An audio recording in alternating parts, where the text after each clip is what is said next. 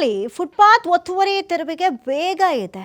10 ದಿನದಲ್ಲಿ 490 ಕಿಲೋಮೀಟರ್ ಪಾದಚಾರಿ ಮಾರ್ಗವನ್ನು ಒತ್ತುವರಿ ತೆರವು ಕಾರ್ಯ ಮಾಡಲಾಗಿದೆ.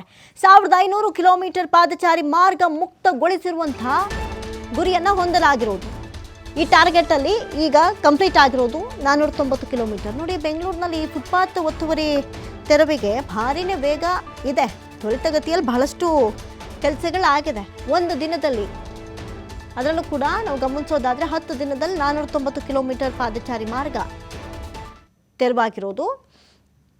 ಎಷ್ಟು ಕಂಪ್ಲೀಟ್ ಮಾಡಬೇಕು ಅಂದ್ಕೊಂಡಿದ್ದಾರೆ ಅಂದರೆ 1500 ಕಿಲೋಮೀಟರ್ ಪಾದಚಾರಿ ಮಾರ್ಗವನ್ನು ಮುಕ್ತಗೊಳಿಸುವಂಥ ಗುರಿಯನ್ನು ಹೊಂದಲಾಗಿದೆ.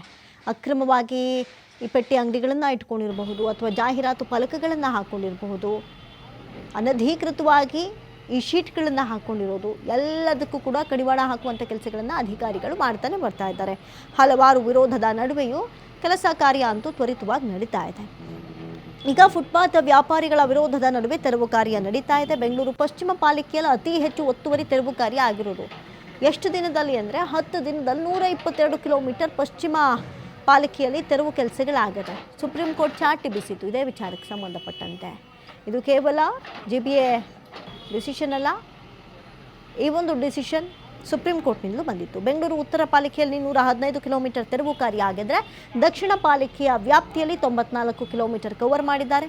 ಫುಟ್ಪಾತ್ ತೆರವು ಬೆಂಗಳೂರು ಪೂರ್ವ ಪಾಲಿಕೆಯಲ್ಲಿ 88 ಕಿಲೋಮೀಟರ್ ಅತಿಕ್ರಮಣ ತೆರವು ಆಗಿದೆ. GBA ಕೇಂದ್ರ ಪಾಲಿಕೆಯಲ್ಲಿ 70 ಕಿಲೋಮೀಟರ್ ಒತ್ತುವರಿ ತೆರವು ಆಗಿದೆ.